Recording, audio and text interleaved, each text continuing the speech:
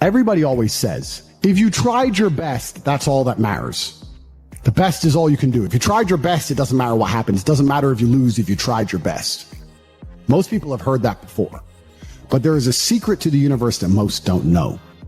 If you actually try your best, you can't lose. Not pretend to try your best. Not try your best 90% of the time. Not try your best with excuses. If you genuinely try your best all of the time, all day, every day, it's impossible to lose. So when people say, if you tried your best, it's okay to lose, that is a logic fail. Because if you lost, you didn't try your best in the first place. If you actually try your best, it is impossible to fail in this life. God is watching and he rewards those who want it the most. If you want it the most, you can have it. It's a competition.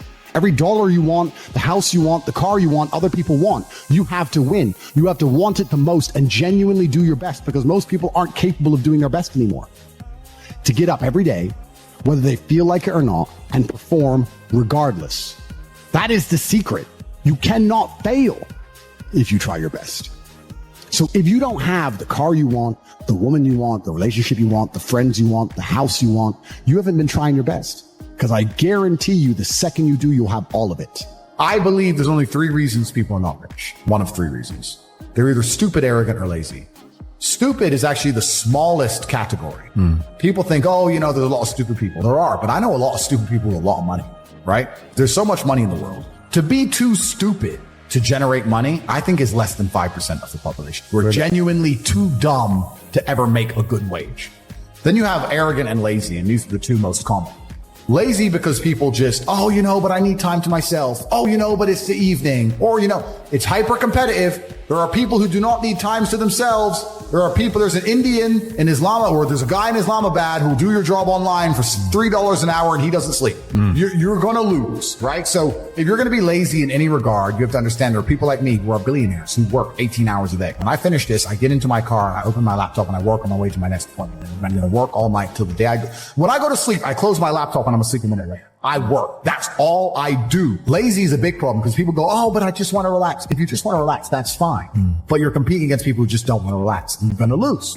And the last, and I'd say that's around, a lot of people have that element to them. A lot of people are lazy. That's about 50% of people. But the main reason people are not rich is because they are arrogant. If you were to take somebody who says, I'm doing my best, I'm really trying, and you were to get an exact schedule of their last week and find all the times they've wasted time, you'd say, look, you've wasted time. You know what's actually amazing? Most of those people are not even self-reflective enough to go, you're right, I'm not trying my best. You know what they'd say? Well, I have to rest sometimes. I have to have a social life. They'd be so arrogant because they're arrogant. I had to do my Facebook. Yeah. No matter, you'd even show them, here's where you fucked up. I have to, you're crazy. And then they go back to being a loser. A lazy person thinks he's working too hard, and a successful person thinks he isn't working hard enough. And we're doing 20 times the work they are. And we're like, I could have done more, could have done this. I missed that today, can't miss that again. I should have taken that call. I should have flown there. We have guilt about it. They don't give a solitary fuck. And even if you pointed it out to them, they'd sit there and go, they'd make some excuse for it. It's the brutal arrogance of people. Perhaps 50, 60 years ago, you could be a normal man with a normal job, have a normal life and a normal wife and a normal house and a normal car and be happy. But the world we are now living in is proving that being a normal man is nothing more than slavery. Being a normal, law-abiding citizen with a normal income and a normal wage and one passport and a normal wife is going to leave you depressed. Sooner or later, it's just going to leave you. You're going to end up fucking suicidal and miserable. This is what I don't understand about people, especially men in the world today. Why are they so worried about being afraid? Why are they so worried about, I was afraid every time I fought. Yeah. I fought anyway. Yeah. Like, I don't let fear guide what I'm going to do. I do what I'm supposed to do regardless of how I feel. So I don't see anything wrong with feeling fearful. I don't see anything wrong with feeling stressed or under pressure or anxious. All these things men are trying to get rid of. And I talk about men specifically. I gender this because I'm a man. I don't know how it feels to be a woman. But all these things that people are trying very hard to get rid of from their brains, I don't see why they need to leave. I will argue the point that if I feel anxious and pressured and stressed and fearful, I will get more done than if I was happy. I think if I was happy, I'd just be hedonistic and just wasting my time. I think that you get a whole bunch done with these negative connotations and negative emotions. And I think that life is suffering and pain and you're here to go through it. And the sooner you get used to the taste, the more successful you're going to be. I have no interest in trying to change the flavor, my friend. The flavor of life is pain, and I will eat all of it. And it doesn't matter if they put me back in jail or not. I'm not sitting there going, how can I be happy in jail? I will sit in jail and say, yes, this sucks. It's supposed to suck. Yes, I'm not enjoying this. Yes, I'm anxious and paranoid. And yes, that guy might stab me. And yes, I can't sleep and I miss my family. And this is what's supposed to happen to me. And this is how I become the best man I can possibly be. And I'm going to succeed regardless. So if you're not the person who's waking up every day going, how do I improve my existence? Then nobody is. Nobody on the planet is considering improving your one spin on Earth. No one else cares. Nobody else cares. So if you don't care, then you're fucked. So you need to wake up and care. And it's amazing to me. Like you're saying, how did I find my mentors? I just tried a bunch of them. Like when I had no money, I would try very hard I'd listen to lots of different people, or I'd try different things. And I wasn't scared to invest in myself, because I understand that, look, if he's taking time out of his life, then I need to reward him for it financially. And I tried very hard, and I listened, and I paid attention, and I was never lazy.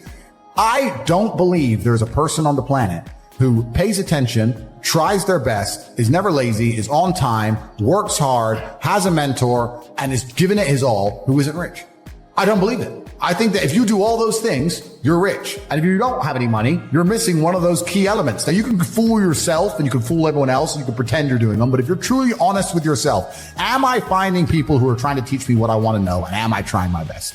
And the answer is fucking no every time. For you to become rich and successful is going to require pain and suffering. And you have to understand exactly what your dream life is to make the pain and suffering worthwhile. Think about it. Have you ever been to the gym and seen a person in fantastic physical condition? They're strong, they're ripped, they're large. And you say to them, how did you get so big and strong? And they say, I don't know. Oops, it kind of just happened. Or have you ever found a really rich man or a very successful man and said, how did you become rich and successful? And he goes, I don't know, bro. I just woke up one day and it kind of happened and now I'm living my dream life. No, there is a very detailed plan and roadmap. For you to become strong, you must eat a certain way. You must train a certain way. For you to become rich, you must earn money a certain way. You must understand exactly how you're going to make money, whether you're going to be a public-facing figure like me or a man of the shadows with millions of dollars. Unknown, but extremely powerful.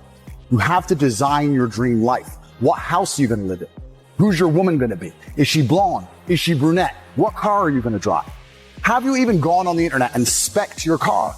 You can design your dream car right now for free on the internet, and you can choose the color. You can choose the wheels. You can choose the car. Is it a Lamborghini? Is it a Ferrari? Is it a McLaren? How much does it cost to the dollar? You talk about your dream life. You don't even know what your dream life is. How do you expect to get to a destination when you don't know where you're going? The last thing I am is a hater. If you make a bunch of money and you pull up next to me in a Lambo, I'm going to be the guy who shakes your hand and says, gee, boom, you escaped the matrix. Congratulations. Welcome to the free world. That makes me happy. I want all of you to win. I'm not a hater. I'm not out here hoping I get to win and you lose. If you lose, you deserve to lose because you didn't take action. If you take action, you will win. Get up off your ass and work first. If you spend all of your time sitting around people who talk about how to become powerful and influential and rich, guess what you're going to end up being? Yeah. Powerful, influential, and rich. I don't give a shit what happens to me in my life. I don't care how bad it is. I don't care if the worst, most heinous things I could possibly imagine happen to me. I know that my sadness, my depression will be temporary because I will never stay a loser. It's against my creed. It's not in my DNA. I hope this pisses you off because I'm telling you to annoy you that you're sitting there struggling to pay your bills. There are people out there making so much money you couldn't possibly fathom who have anything they want all of the time. And you may sit there and go, oh, but they're miserable. A lot of them aren't. Trust me. They're having a great time. So you need to make a bunch more money because there's money everywhere. I look at a beautiful woman and go, I can go on a date with her and she's absolutely gorgeous and perhaps we'll fall in love and it'll be great. But you know what? I'd rather work. I just want to conquer the earth. I don't care about anything else. So you need to start identifying how your money is taken from you. Because once you identify how your money is taken from you, you can start to actually intelligently think about how you can take money from other people. The only time being a man ever is good is if you become an exceptional man. He understood. Be near the money. I have no money. Money's over there. Well, let me get closer to it. No point staying over here on my fucking own. Let me at least get closer to it. That was 17. The brokey days were good days, bro, man. Like I'd get McDonald's and you're laughing with your boys. Yeah. The brokey days are great. And I'm not complaining about being rich. Obviously I worked hard for this and it's a fantastic life I live now. But I think without those brokey days, without those original days to compare it to, without that juxtaposition, then I don't think being rich would be fun at all. I think it's only fun because you can compare it to the days when you weren't rich. That's the only thing that makes it fun. The only thing that makes a $10,000 steak fun is that you can laugh saying how you never had 10 grand in your bank till you were 27 years old. Yeah. Like otherwise it's boring. Otherwise okay, steak. And I think if you're born with too much money, that you'll never truly be happy. I think you need the brokey days. They're the best days. Most people are so uninteresting and so unremarkable that you could replace them online with a chat GPT bot and you wouldn't really notice. Genuinely, that's how boring most humans are. If you're special and remarkable and unique and you're famous or you do whatever, that's different. But most people you could replace with chat GPT by text, you wouldn't even notice. And that is a free application which is brand new. Imagine we're going to be in 20 years from now. So we start talking about useless eaters. This has been discussed by very important, very powerful people at length. The same people who are trying to give you the vaccine are talking about the fact that the population of the earth needs to decline. Why do we need, they say it, Bill Gates says it. Why do we need to get rid of people? Well, machines will do it. So why do we need people sitting around who have hopes, dreams, aspirations? They want health care. They want safety, security, children, all of this garbage. We just need somebody to do X job and a machine can do X job. So what do we need these people for? So then you start looking. I find it weird that Hollywood was the first one to strike about it, but it was about actors. Well, yeah, because have you ever asked ChatGPT to write a movie?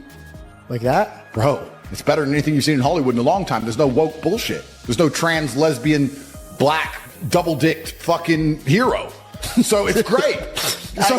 You know what's so funny is that like this episode is definitely gonna like fuck my account up, but I'm in for it. And this idea of chasing happiness and always being concerned and preoccupied with how happy you are is actually the biggest mistake that a lot of people make, I think, in the world today. Especially men who wake up and go, oh, I don't really feel happy, so I need to get happier. And that's how they end up down a hedonistic path of drugs or alcohol or gambling, chasing pleasure. I don't care how I feel. Yeah. I don't care if I feel happy or sad. It doesn't really affect what I do each day. I do the exact same things. I act the exact same way. I don't care. Yeah. I don't put weight to the significance of the emotion. So I always consider myself a happy person, but if I woke up and I was slightly less happy one day than another, it wouldn't affect anything I do and I wouldn't put any relevance to it. I'm human and that's life. And so, am I any happier now that I have hundreds of millions of dollars than before I was broke? Yeah. Not really, but I was never unhappy. I'm the same state that I was then, that I am now. I have work to do and I will do it.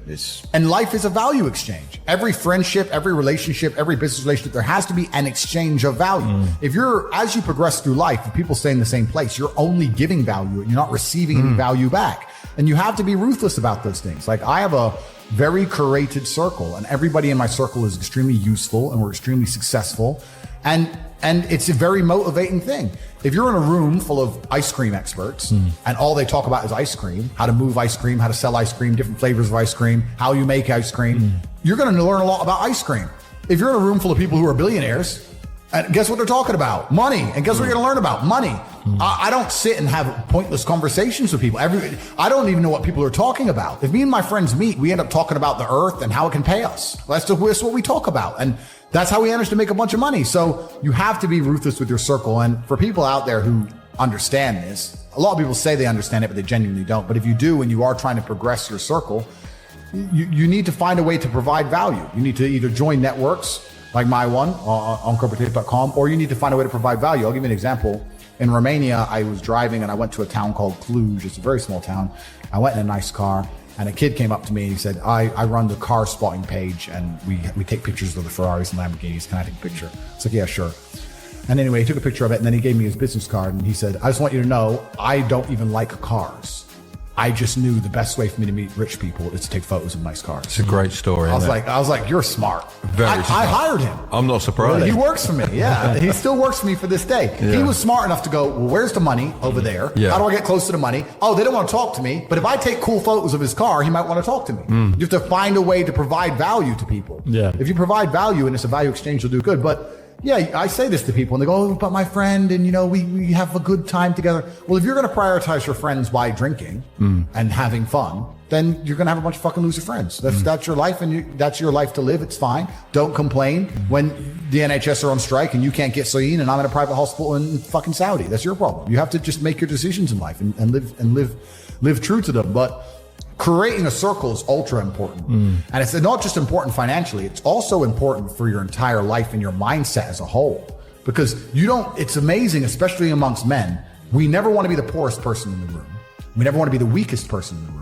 You never want to be, so if you're with a group of killers, you have now this massive expectation. It's almost like societal pressure and a positive force. If I go to my friends, I can't be the weakling. If everyone does X amount of push-ups, I have to do them. You might get dropped out. Yes, well, you don't want to. That's not happening. You don't want to feel that way. You talked about kickboxing. If I want to go learn kickboxing, I expect my coach to be able to fight. If I want to go learn piano, I want to see my piano teacher play piano. Yeah. But people will go to university and learn business from a dude who's never had a business, who's broke. It's just like, it's clown world. It's stupid. Yeah. Like, education's becoming decentralized, which is actually one of my products, so I'm going to talk about it. But education is becoming decentralized now with the internet. And the smartest thing you can do is look at somebody's life and go, this guy is living or he's doing exactly what I want to do. I'll learn from him. Mm-hmm. That is the smartest thing you can do, as opposed to just going to these traditional educational systems. You need to be out competing all the other people on the planet who are hyper competitive. And if you think you have 8 hours to sit there and just read a book, you are wasting your time. You are too slow and you are going to lose against people like me, because we're just too quick, too fast. Our networks are too various and large, and we make decisions too quickly and we absorb information too quickly, and you're just behind the time. By the time you're done reading the book, the moves have been made. But it's over. Yeah. Game's over. Chess teaches you that if you lose, at some point you made a mistake. It doesn't matter if it's the smallest mistake. It doesn't matter if you just took too long to think to make the right move and you ran out of time on the clock. At some point you fucked up for you to lose that game. It's 100% accountability with no luck. That's what's so important about learning chess. That's the first thing. And the second thing is, you need to, as a man, adopt the mindset that absolutely everything that happens to you is completely and utterly your fault, whether it's good or bad. And most men don't have that. Most men don't have that. When the Matrix was attacking me and they were destroying me, when they're calling up my exes trying to get fake fucking charges on me and put me in jail, when they close my bank accounts and I use $10, $11 million, when they ban me across all social medias and lie about me, when they harass my family, I'm sitting there going, this is my fault. All of this is me. I got here. It's my fault. I'm not going, that was unfair. It was orchestrated. The NGOs worked against me. Because that is not helpful. So it's accountability. It's 100% accountability in all things. But also when I go out there and I start the Bugatti, it's like, that's me. This is my fault. The car is my fault, and the big house is my fault, and everything that ever goes wrong is my fault. And the failures. Yeah, absolutely. You have to take complete and utter accountability for everything. You can't make excuses ever. Yeah. There's never an excuse. And you're right. People try and put things on the outwards on the outside. It's interesting. I remember watching Forrest Gump about 5 years ago. I was on a plane. I can't remember where I was flying. And the beginning of Forrest Gump has a scene in it, which I don't think many people actually have ever analyzed or anticipated or understood what the scene means. But when he's sitting on the bench at the beginning, think about Forrest Gump. He's sitting on the bench at the beginning and there's a feather blowing. Yeah. And then it lands on him and the movie begins. Yeah. What they're saying with that is Forrest is the feather and life has just pushed him all over and put him in all these unusual scenarios. Life has directed him everywhere. Yeah. That's what it's saying. Sure. And if you're going to be the guy and you're going to allow life to happen to you and you're not going to happen to life, then you're at mercy of the wind. Perhaps it might work out okay, but it might not, right? So you have to be the guy who goes, okay, the wind's blowing in this direction. Fuck them. I'm doing this. You have to come to life. You can't let life come to you, because if you let life come to you, then you're going to be living inside of a matrix and a system which is designed not for you to live your best life. It's designed for you to comply, and it's not for your benefit. That's what it's really about. The whole world is about power. So when someone comes on TV and tells me I'm supposed to believe something, you need to believe this about the planet. You need to believe this about the gays. You need to believe this about this virus. You need to believe this. I sit there and I look at it and go, why do you want me to believe this? Do you think? Yeah. Why? It's a lot. And sorry, you got me started now. Sorry, bro. But it's like, why do you want me to believe this? Do you want me to believe this because it's good for me, or is it because it's good for you? Are the rules made for the benefit of me, or are they made for the benefit of the people who make the rules? And you sit there and you understand that all of it is programming. All of it is a lie. They want you to believe things that are not true, like go to university, get in debt, sit there, learn or get a degree. That they want you to believe all this crap so that you are as enslaved as they can make you. This is all they want. I think that the entire world was built by this God-given drive to conquer. And to conquer doesn't always mean dominate others. You can conquer the sky by building a skyscraper. You can conquer by building roads. You can conquer by construction, not only by destruction. You conquer by turning up to a new territory and having a beautiful family and creating children. I think that's inside of every single man. I think it's been dumbed down by the Matrix, but I'm uninterested in fun. I don't understand the concept of fun. Fun is for women and children. All the women around me have fun. If you ask a woman the kind of man she wants, she will never say depressed or sad. Ever. She wants a man who is ultra capable, ultra competent. I've literally had women say to me, you know what I love being around you? I'm like, what? I don't have to think. I'm like, what do you mean? Because I just turn up and we just walk in the hotel and everyone, staff do anything we want and the jet's just on the runway and we just land and I'm in this beautiful place and I don't even know where I am and I get to just turn my brain off and it's great. Like, they want someone who is fun and spontaneous and charismatic and successful. They don't have time for sad dudes. They don't care. So the world doesn't care. The world has never given a shit about sad men. So if you're going to sit there and self-diagnose yourself as a sad man, you're going to have a shit life and nobody's ever going to give a fuck and you're going to perpetually lose forever. And that is your decision. I am so scared of being that person. The idea of that terrifies me to the point where I don't even want to accept that as a reality that can possibly exist. I don't give a shit what happens to me in my life. I don't care how bad it is. I don't care if the worst, most heinous things I could possibly imagine happen to me. I know that my sadness, my depression will be temporary because I will never stay a loser. It's against my creed. It's not in my DNA. Ignorant people can, to a degree, be happier in certain scenarios than others.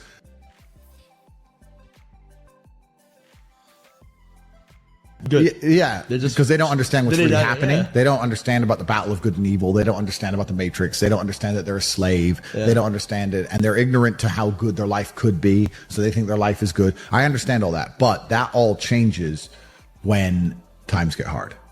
Because those people are not happening to life. Life is happening to them. And they are subject to circumstances. Correct. I'm not subject to circumstance. No matter what happens, I can change country. I can fight against the wind. You are the circumstance. I can disappear. I am the circumstance. Tate arrives and circumstances change. Whereas these people cannot do that. The circumstances dictates their life. And on a long enough time scale, especially in the world we're currently living in, I think that things are going to get a lot harder for these people. And they will see soon that ignorance is not bliss because they cannot pay their heating bill. Whereas if they were less ignorant and paid attention, they'd be able to be living in a mansion like me with heating on full blast. So this is what happens. I have hundreds of people who I talk to all doing this shit. Hey, Tate, have you seen this? Boom. And I'll throw him something. He'll throw me something. That's my ecosystem. That's who I talk to. Those are my friends. We don't talk about Rihanna. We don't talk about the football. We don't talk about Love Island. We don't talk about anything other than money. Yeah. How are we not going to make hundreds of millions of dollars? How am I not going to have money? Like, that's all we talk about. That's all we do. So I say this to people and say, when's the last time, we talked about the coffee shop example. I say this to people all the time. When's the last time you sat and talked about money? What do you mean? When's the last time you sat down with someone and talked about money? Well, what do you mean talk about money? Well, if you don't know what to talk about, then you don't understand money. So go learn how money works. Go learn how a bank works. Go sit on YouTube for free. You don't just pay 50 grand in 4 years at a university. Go sit on YouTube and understand money, banking, or the real estate market, any of it. Understand the last housing price crash, why it happened. Understand mortgage rates and how that's affected by interest rates. Understand it, and then go sit with someone else who understands it and talk about it. Oh, yeah, I should do that. Yeah. Back to TV. Yeah. Dumbasses. My kids are broke. They are brokies. Yeah? Yeah, because they ain't going to get the lessons any other way. You know what? It's actually different. So if I had a daughter, my number one concern wouldn't be spoiling her. Because I think spoiling a chick isn't even a bad thing, really. I don't think it affects their mentality nearly as much as a man. But the problem with spoiling a woman is if she has too much access to money, a man's going to get hold of it. I've been around, bro. I know. If let's say I had a daughter and she's 18 and she has access to a bunch of money. Her boyfriend, whoever the fuck he is, if he has any game, is going to be in the club on my money, driving her fast car with no insurance. PS5 paid for. You know what I'm saying? She'll be buying him nice presents and shit. So that annoys me about the chick. So she can't have any money because I don't want some fucking side dude getting it. Yeah. My son ain't going to get any money because I don't want him losing his hunger. I want him to grow up broke. I want him to go through all the struggles I went through. I want him to suffer. I want him to have that fire. Now, I had some major disadvantages due to the fact that I had absolutely zero access to money. My family was completely broke. So I will give him some advantages. Let's say like when I was a fighter and I was fighting and I couldn't pay the rent. If my son, when he wins his fight, I'll give him a financial bonus myself for winning. Okay. But he still has to go win. Yeah. You understand what I'm saying? My kids are not going to be born into any kind of wealthy environment, in any kind of money. When I have children, I probably won't even raise them in a Western country because I think Western countries are soft. Bro, if I have boys, I want them growing up in deep Russia. Hardcore ones. Yeah, with like in the mountains with the goats. Like just running in the snow barefoot. Khabib ones. Yeah, I want monsters. That's what I want. I don't see the point in having to send them to some private school to sit around with a bunch of fucking toffs. Yeah. I don't see that. I think the best education in the world comes from the streets and comes from hardship. I don't think a private school can teach my kids anything that I can't teach them or that they actually need to know. you know? So when I have children, their lives will be very, very hard.